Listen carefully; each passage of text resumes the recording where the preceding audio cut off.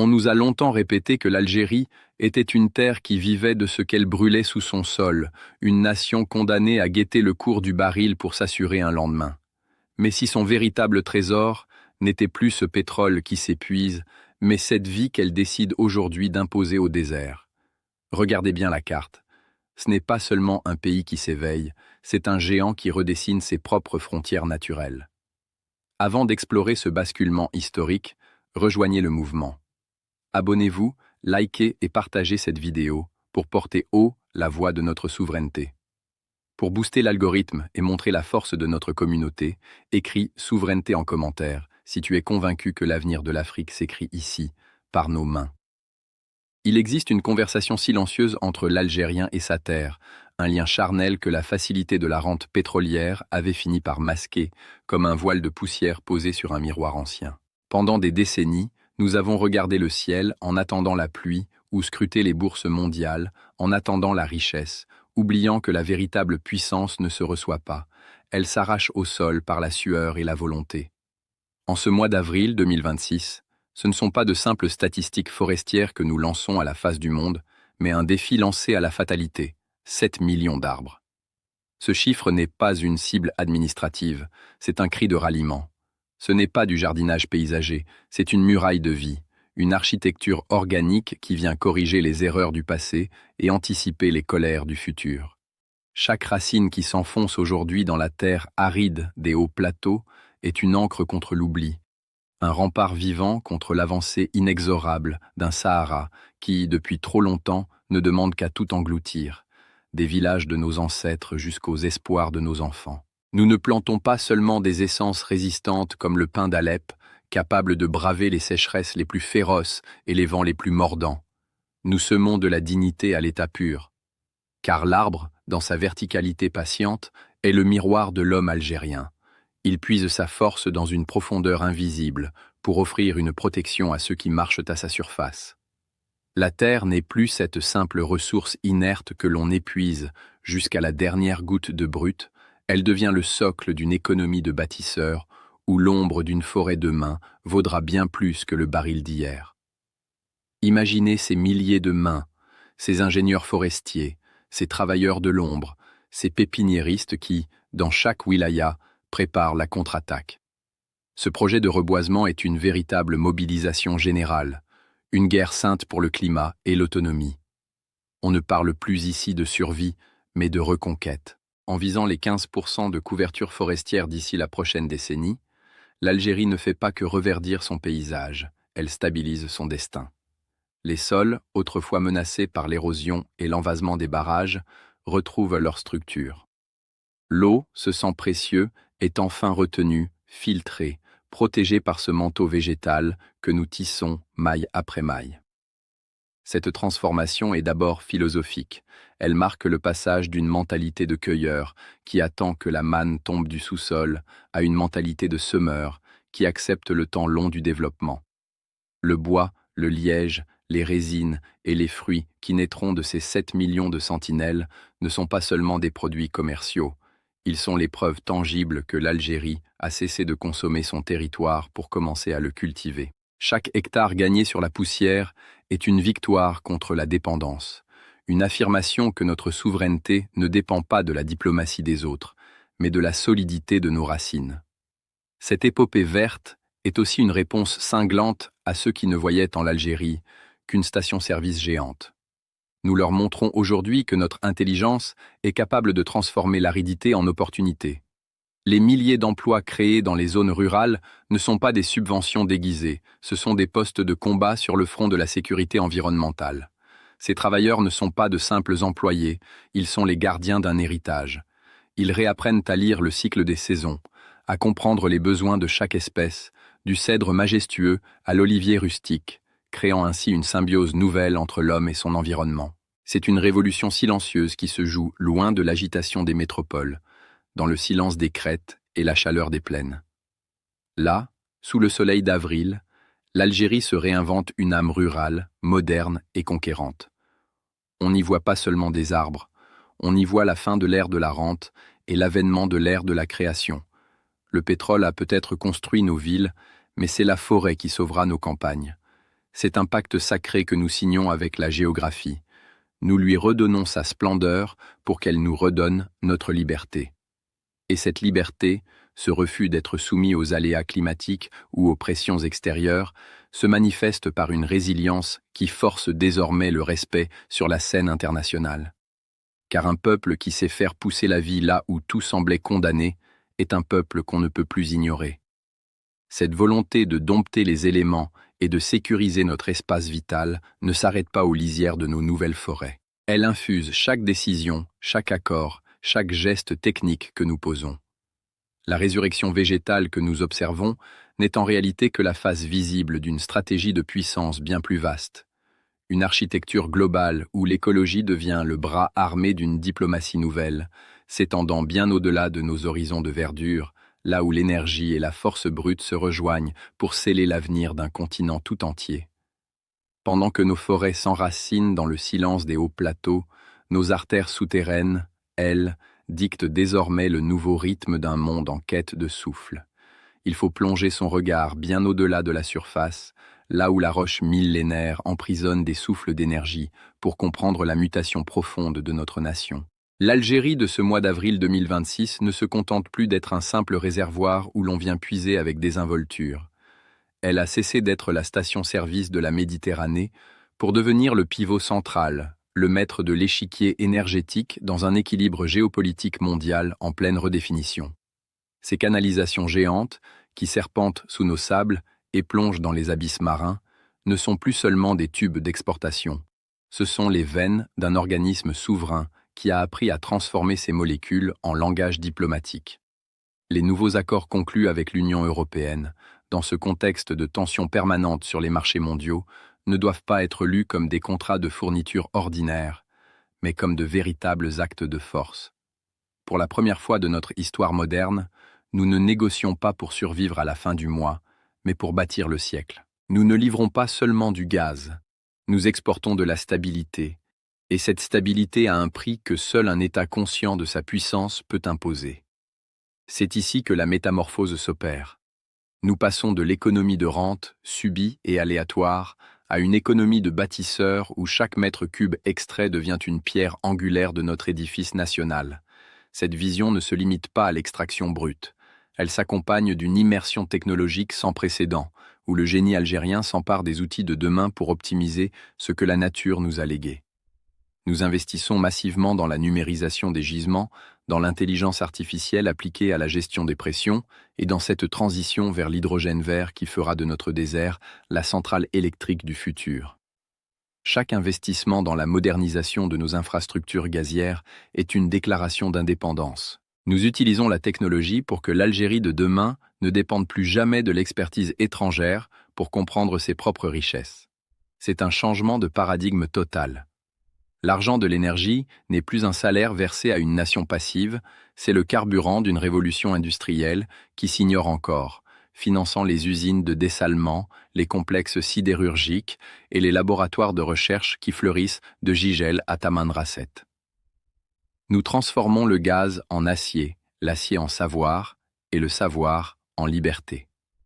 Cette maîtrise des profondeurs nous donne enfin les moyens de nos ambitions, nous permettant de regarder les grandes puissances d'égal à égal, non plus comme des quémandeurs de technologie, mais comme des partenaires incontournables qui possèdent la clé de la sécurité énergétique continentale. Mais que vaut une forteresse de verre et d'acier si son toit reste ouvert au vent mauvais de l'instabilité?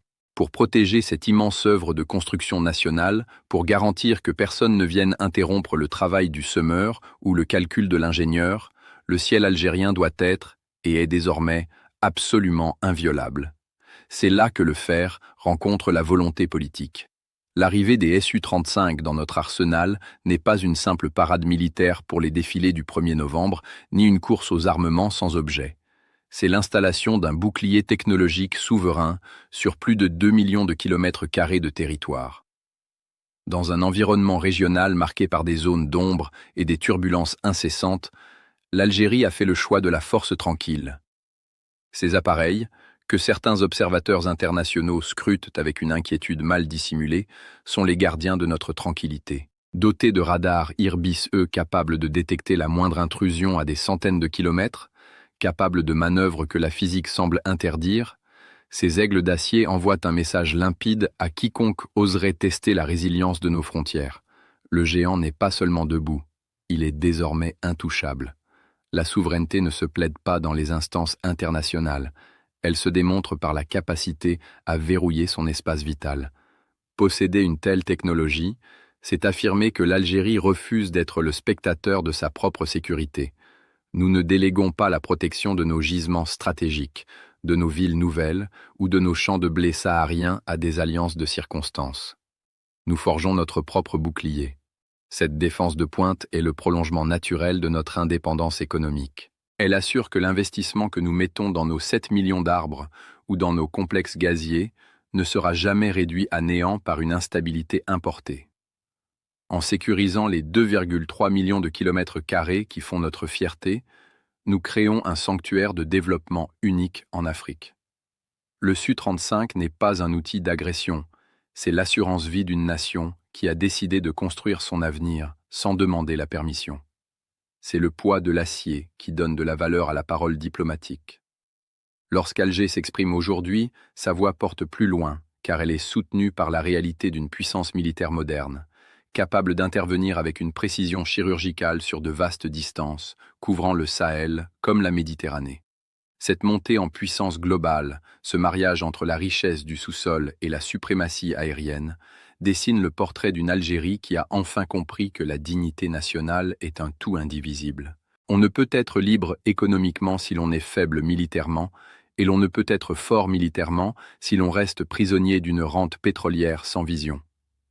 En ce mois d'avril 2026, l'Algérie prouve qu'elle sait jouer sur tous les tableaux de l'échiquier. Elle utilise ses ressources pour financer sa technologie, et sa technologie pour protéger ses ressources. C'est un cercle vertueux de puissance qui redéfinit notre rôle de leader naturel en Afrique du Nord. Nous sommes en train de bâtir une citadelle de prospérité protégée par un dôme d'acier, un espace où le génie national peut enfin s'exprimer sans crainte du lendemain.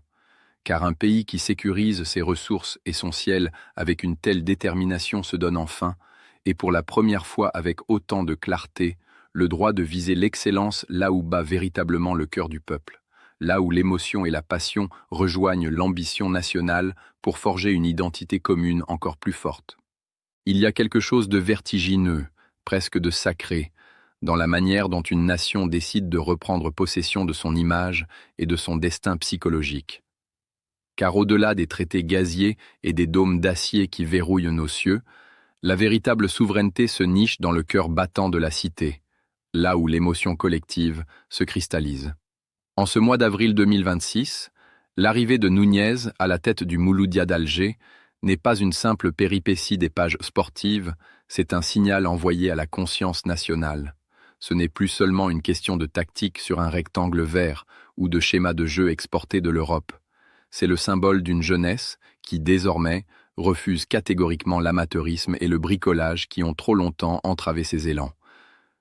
Le football, dans cette Algérie nouvelle, devient le laboratoire à ciel ouvert de notre modernisation. On y voit l'exigence de la rigueur, la quête du professionnalisme absolu et une ambition continentale qui ne s'excuse plus d'exister. Le MCA, club historique et viscéral, ne joue plus simplement pour garnir une vitrine de trophées. Il joue pour incarner cette Algérie qui gagne, cette nation qui a compris que pour nourrir ses propres talents, elle doit savoir rapatrier l'expertise mondiale, non plus comme un aveu de faiblesse, mais comme un accélérateur de puissance. C'est le passage de la passion désordonnée à la discipline des grands destins. En recrutant l'excellence, l'Algérie affirme qu'elle mérite ce qu'il y a de mieux, qu'elle n'est plus en périphérie des standards internationaux, mais qu'elle est en train de forger les siens. Cette métamorphose du sport n'est que le reflet d'un basculement plus profond dans la psyché de notre jeunesse. Pendant trop d'années, le regard de nos enfants s'est perdu sur l'autre rive de la Méditerranée, cherchant dans l'exil une dignité que la rente ne parvenait pas à leur offrir. Aujourd'hui, ce regard a changé de direction. Il se tourne vers le sud, vers l'immensité de notre propre terre, avec l'assurance tranquille de ceux qui ont compris que le véritable paradis n'est pas un lieu que l'on trouve, mais un monde que l'on construit de ses propres mains. On voit émerger une génération de bâtisseurs, d'ingénieurs, d'agronomes et d'athlètes qui ne demandent plus l'aumône d'un visa, mais la propriété d'un projet. Le désert, autrefois perçu comme un vide effrayant ou une barrière infranchissable, est devenu le terrain de jeu d'une révolution technologique sans précédent. Là où nos aînés ne voyaient que du sable et de la chaleur, nos jeunes ingénieurs déploient des flottes de drones agricoles pour cartographier le potentiel de sols que l'on croyait stériles. Ils installent des systèmes d'irrigation intelligents, pilotés par des capteurs et des algorithmes, pour transformer chaque goutte d'eau en une victoire contre la faim. C'est ici, dans la fournaise du Sahara, que l'Algérie réinvente sa souveraineté alimentaire. Ce n'est plus de l'agriculture de subsistance, c'est une conquête spatiale sur notre propre sol. La technologie du futur, loin d'être un gadget, devient l'outil de notre réconciliation avec la géographie. Imaginez ces plaines d'Adrar ou d'In Salah, où le silence du désert est désormais interrompu par le bourdonnement des drones qui surveillent la croissance du blé et de la luzerne. Ces jeunes, formés dans nos universités, n'attendent plus que l'État leur donne tout. Ils prennent possession de l'immensité. Ils voient dans l'hydrogène vert et dans l'énergie solaire non pas des concepts abstraits, mais la promesse d'une autonomie totale. C'est une épopée humaine où chaque forage réussi, chaque hectare de verdure arraché au sable est une strophe d'un nouveau poème national. Cette jeunesse-là a compris que la dignité ne se trouve pas dans la consommation de produits importés, mais dans la fierté d'exporter le fruit de son labeur. Elle ne regarde plus l'Occident avec envie, mais avec la distance polie d'un partenaire qui connaît sa valeur. Ce soft power algérien, qui commence sur les terrains de football pour s'épanouir dans les fermes high-tech du Sud, est notre plus belle victoire sur l'ancien monde. C'est la fin de l'ère du complexe d'infériorité. Nous ne sommes plus les héritiers passifs d'une gloire passée. Nous sommes les architectes actifs d'une puissance émergente. Le passage d'une économie de rente à une économie de bâtisseurs est d'abord une victoire de l'esprit sur la matière. C'est l'affirmation que le sable algérien, lorsqu'il est fécondé par l'intelligence et la sueur, vaut bien plus que tous les gisements d'or noir du monde. Cette conquête du futur par la technologie et le sport crée un équilibre nouveau, une harmonie entre la force brute de notre défense et la finesse de notre rayonnement culturel. Le monde nous observe, surpris par cette capacité de résilience et d'innovation. L'Algérie ne fait plus seulement parler d'elle pour ses crises, elle impose son récit par ses réussites. Quand un club algérien brille sur la scène africaine avec une organisation de fer, c'est toute la nation qui gagne en crédibilité. Quand une start-up algérienne optimise l'irrigation d'une oasis millénaire grâce à l'intelligence artificielle, c'est l'image de tout un peuple qui se transforme aux yeux des investisseurs mondiaux. Nous sommes en train de bâtir un modèle de développement qui respecte nos racines tout en embrassant la modernité la plus radicale. Cette épopée humaine est le ciment qui lie nos 7 millions d'arbres à nos avions de chasse et à nos contrats gaziers. C'est l'âme du projet national. Sans cette jeunesse vibrante, sans cette volonté de faire de transformer le désert en verger, les investissements ne seraient que des chiffres froids sur un papier officiel. Mais ici, le chiffre devient vie, et la vie devient puissance. C'est une marche irrésistible vers un destin que nous avons choisi, une trajectoire qui force chaque citoyen à se demander quel rôle il veut jouer dans cette grande fresque en mouvement. Car au fond, ce qui se joue dans les sables du Sud et dans les stades de la capitale, c'est la naissance d'un nouveau contrat social. Un contrat où l'effort est récompensé par la dignité, où l'expertise est valorisée plus que le piston, et où l'audace est la seule monnaie qui accourt. Nous assistons à la fin de l'Algérie qui attend et à l'avènement de l'Algérie qui fait. Ce changement de logiciel mental est la clé de voûte de notre métamorphose économique. Chaque jeune qui manipule un drone au-dessus d'une exploitation agricole saharienne est un pionnier qui repousse les limites du possible. Chaque supporter qui exige de son club une gestion digne des plus grandes écuries mondiales est un citoyen qui exige la même excellence pour son pays. Cette exigence est notre moteur. Elle est ce qui nous pousse à transformer notre terre en un socle de dignité nationale et en un pivot de l'équilibre mondial. Nous ne sommes plus à l'heure des promesses, nous sommes à l'heure des chantiers.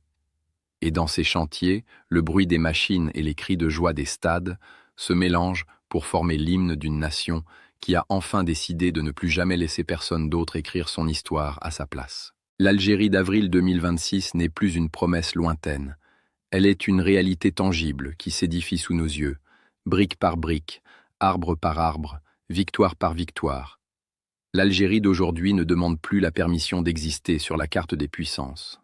Entre ces forêts qui s'élèvent comme des remparts contre le temps, son gaz qui stabilise le cœur énergétique de l'Europe, ses avions de chasse qui verrouillent le ciel et ses stades qui bouillonnent d'une ambition nouvelle, elle prouve que la métamorphose n'est pas un slogan, mais une réalité physique. Nous avons cessé d'être une nation qui consomme son passé pour devenir une nation qui invente son futur. Chaque décision prise en ce mois d'avril, qu'elle soit écologique, militaire ou sportive, converge vers un seul et même point, la restauration d'une fierté algérienne qui ne dépend plus du hasard, mais du travail. Mais une question demeure, et elle s'adresse à chacun d'entre vous. Face à cette accélération brutale et magnifique de l'histoire, es-tu prêt à être un acteur de cette transition ou resteras-tu un simple spectateur de la grandeur de ton pays? À quel moment décideras-tu, toi aussi, de poser ta pierre sur cet immense chantier national que nous venons de décrire? L'avenir ne se discute plus dans les salons ou derrière les écrans, il se forge dans la poussière des chantiers et la précision des laboratoires. Qu'as-tu prévu de bâtir, aujourd'hui, pour que l'Algérie de demain soit encore plus grande que celle que nous venons de rêver ensemble? L'Algérie d'avril 2026 ne demande plus la permission d'exister ni de siéger à la table des grands.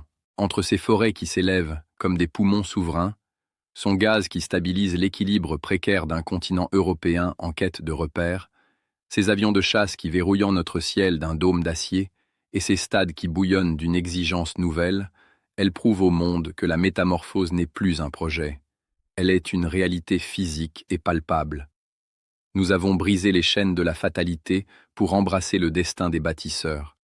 Mais une question demeure, et elle résonne dans le silence de nos consciences.